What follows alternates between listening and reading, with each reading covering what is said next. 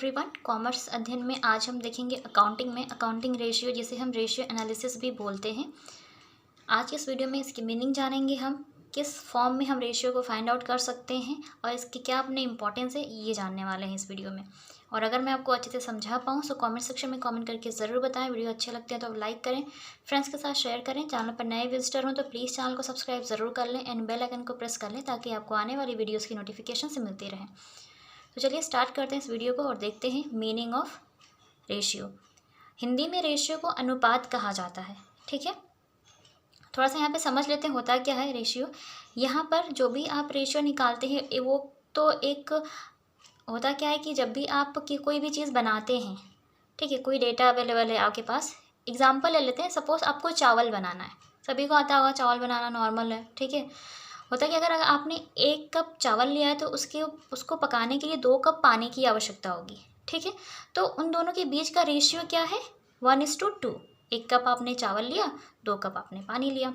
ठीक है, तो 1:2 यहाँ पर रेशियो बन गया। वैसे ही जो भी हमारे पास डेटा अवेलेबल होता है, जो आइटम्स होते हैं, ठीक है, जो भी चीज़ें होती हैं, उनके बीच में हम एक संबंध स्थापित करते हैं जिसको हम अनुपात कहते हैं या फिर रेशियो कहते हैं। जो भी रिलेशनशिप हम उसके बीच में पता करते हैं। तो चलिए स्टार्ट करते हैं और देखते हैं क्या इसकी meaning. The data given in the financial statement is meaningless in themselves. जो भी डेटा, जो भी आंकड़े आपके वित्तीय विवरण में दिए होते हैं वो अपने आप में अर्थहीन होते हैं। क्यों? ठीक है, उनकी अपनी मीनिंग तब तक कोई नहीं होती है जब तक this data does not have any importance unless a relationship is established among them. वो डेटा, जो भी डेटा है आपके पास, जो डेटा अवेलेबल है, वो तब तक मीनिंगलेस होता है, उसकी अपनी कोई इंपॉर्टेंस नहीं होती है जब तक कि उनके बीच में आपस में कोई रिलेशनशिप इस्टेब्लिश ना हो जाए, कोई संबंध स्थापित ना कर दिया जाए, तब तक वो क्या होते हैं? मीनिंगलेस होते हैं, कोई मीनिंग नहीं देते। ठीक है, सपोज़ किसी ने पूछ लिया आपसे कि ये चावल है तो, लेकिन चावल बना कैसे? आप अगर उसका रेशियो नहीं बता पाएंगे तो अपने आप में कोई उसकी मतलब मीनिंग नहीं बनती है, कुछ डिफ़ाइन नहीं कर पा रहा है वो। अगर आप ये बोल दें कि मैंने 1:2 रेशियो में लिया था, तो वो कुछ भी लेंगे तो अगर वो 1 कटोरा लेते हैं चावल तो उसको 2 कटोरे पानी चाहिए होंगे, या 1 कप चावल लें तो उसको 2 कप पानी चाहिए, चाहे भले ही क्वांटिटी कितनी बड़ी क्यों ना हो। ठीक है, ज़्यादा क्यों ना हो, तो उसके हिसाब से उन्हें रेशियो पता चल गया तो उसके हिसाब से वो क्या कर सकते हैं, समझ सकते हैं और उस रेशियो में चावल को बना सकते हैं। वैसे ही कुछ चीज़ें, जो भी डेटा अवेलेबल होता है, उन डेटा के बेसिस पे हम अलग अलग रेशियो फाइंड आउट करते हैं। कई सारे रेशियो होते हैं जिसको हम नेक्स्ट वीडियो में डिस्कस करेंगे, कितने टाइप्स के रेशियो होते हैं और किस तरह से उन्हें फाइंड आउट किया जाता है। आज की वीडियो में आज इसको थोड़ा सा इसकी मीनिंग समझ लेते हैं, क्योंकि थ्योरी भी बहुत ज़्यादा इंपॉर्टेंट होती है। The ratio use to reveal the relationship of accounting data is called accounting ratio और रेशियो एनालिसिस।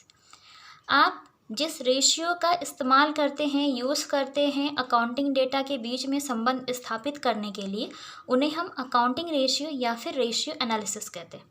ठीक है, जिस अनुपात का आप इस्तेमाल करेंगे आंकड़ों के बीच में एक संबंध स्थापित करने के लिए, उन्हें हम लेखांकन अनुपात कहते हैं। और जब आप उस अनुपात का मतलब उस अनुपात के बारे में डीपली जानना चाहते हैं तो उसको हम एनालिसिस करना बोलते हैं। ठीक है, विश्लेषण करते हैं आप उसका, अनुपात विश्लेषण। ठीक है, बात करते हैं फॉर्म ऑफ अकाउंटिंग रेशियो की। तो फॉर्म ऑफ अकाउंटिंग रेशियो हम देख लेते हैं कितने टाइप्स की होती है और इसको समझाने की कोशिश करूँगी मैं आपको। तो चलिए यहाँ पर फॉर्म ऑफ अकाउंटिंग रेशियो की बात करें तो जो यहाँ पर पहला पॉइंट है वो है सिंपल रेशियो। क्या होता है सिंपल रेशियो? को हिंदी में हम साधारण अनुपात बोलते हैं, परसेंटेज रेशियो को हम प्रतिशत अनुपात बोलते हैं, रेट रेशियो को हम दर अनुपात बोलते हैं। ठीक है, अब यहाँ पर जो सिंपल रेशियो, इसको ज़रा समझ लेते हैं कैसे निकलेगा। सपोज़ यहाँ पे हमारे पास डेटा सेल्स और प्रॉफिट का है। ठीक है, हमारे पास जो सेल है, सिंपल रेशियो निकालने के लिए बता रही हूँ मैं आपको, सेल्स है हमारे पास 50,000 की, सेल्स कितनी है 50,000 की, और जो प्रॉफिट है आपके पास, ये हो गई आपकी सेल। ठीक है, प्रॉफिट आपके पास है 5,000 का। अब इनके बीच में क्या रेशियो बनेगा? तो हम 0 से 0 को कर दें कैंसिल, तो जो भी हमारा रेशियो बनेगा, एंड 5 1 ज़ा 5। तो अब आपको समझ में आ गया होगा, यहाँ पर 10 और ये था 1, तो ये कुछ रेशियो बनना चाहिए। सिंपल रेशियो की बात करते हैं, 10:1, ये रेशियो बन जाएगा सिंपल रेशियो के केस में। परसेंटेज के रेशियो की बात करते हैं तो परसेंटेज में क्या होता है, जो भी आपके पास संख्याएं उपलब्ध हैं उनको हम 100 से मल्टीप्लाई करते हैं डिवाइड करने के बाद। ठीक है, परसेंटेज अगर निकालना हो तो ये तो चीज़ इतनी ही रहेगी आपकी। ठीक है, मान लेते हैं सेल 50,000 है, प्रॉफिट 5,000 है। अब कोई पूछ ले कि प्रॉफिट परसेंटेज कितना है, प्रॉफिट परसेंटेज रेशियो कितना है, तो हम प्रॉफिट को ले लेंगे 5,000 डिवाइड बाई नेट सेल्स, जो भी हमारे पास सेल्स होगी, एंड मल्टीप्लाई बाई 100 कर देंगे। तो जब आप इतना ट्रीटमेंट कर लेंगे तो आपके पास जो भी डेटा अवेलेबल होगा वो क्या हो जाएगा आपका, तो ये कितना आ जाएगा 10%। ठीक है, सो ये क्या हो गया आपका रेशियो। मुझे उम्मीद है आपको ये समझ में आ गया होगा। अब बात करते हैं रेट रेशियो की। रेट रेशियो कैसे फाइंड आउट करते हैं। सपोज आपके पास सेल्स कितनी थी, 50,000 थी। ठीक है, ये तो थी। 5,000 क्या था आपके पास, प्रॉफिट था। 0 से हम 0 कैंसिल कर देते हैं और 5 को 5 से कैंसिल कर देते हैं। कितना आ जाएगा 10 times.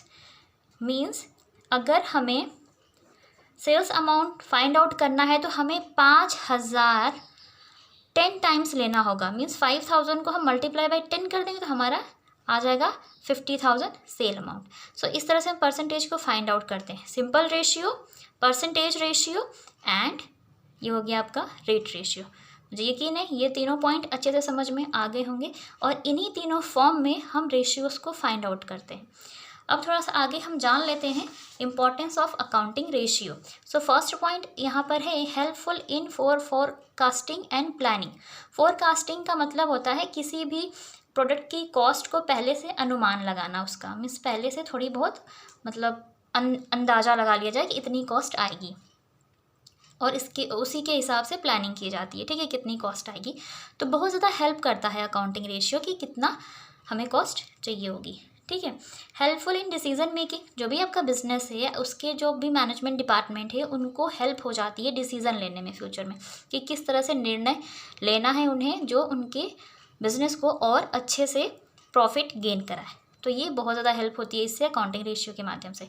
Helpful in cost controlling की बात करते हैं, कहाँ पर कॉस्ट कितनी ज़्यादा है या कम है इसको भी कंट्रोल किया जा सकता है ईजीली।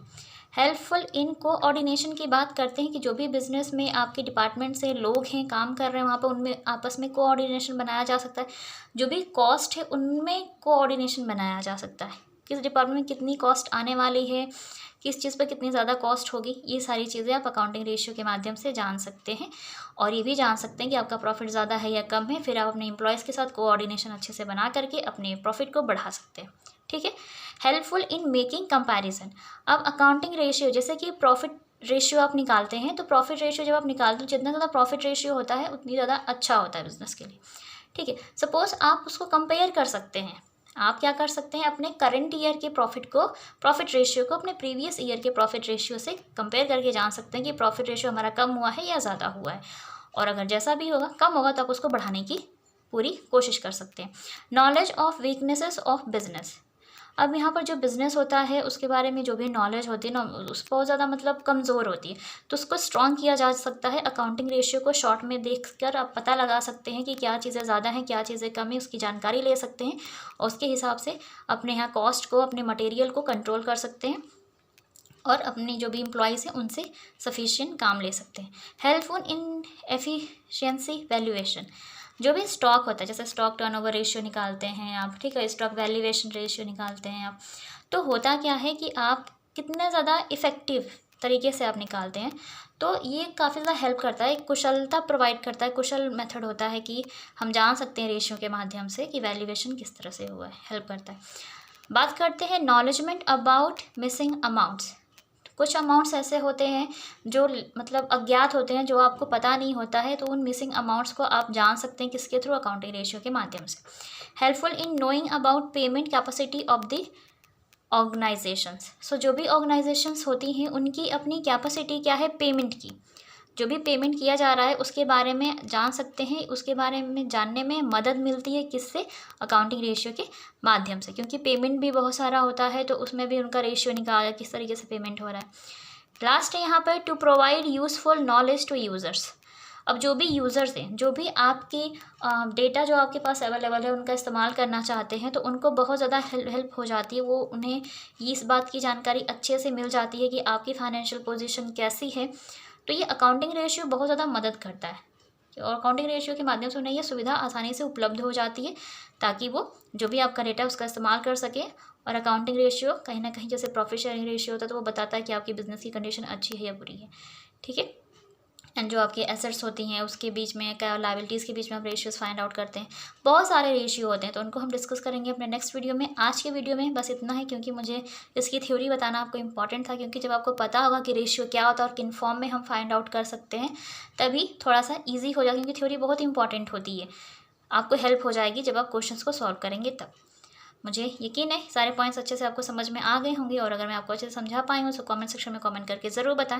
वीडियो अच्छा लगा तो लाइक ज़रूर करें, फ्रेंड्स के साथ शेयर करें। चैनल पर नए विजिटर हो तो प्लीज़ चैनल को सब्सक्राइब कर लें एंड बेल आइकन को प्रेस कर लें ताकि आपको आने वाली वीडियोज़ की नोटिफिकेशन मिलती रहें।